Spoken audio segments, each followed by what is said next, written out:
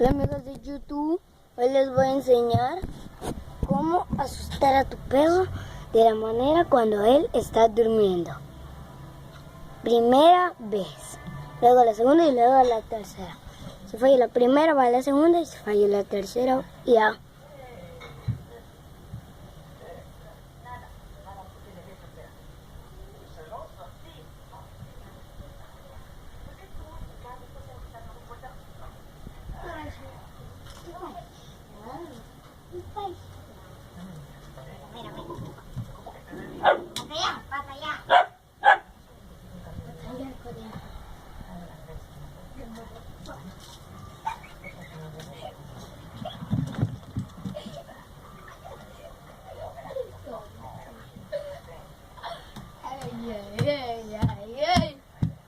Hola amigos, acá llega el video de hoy.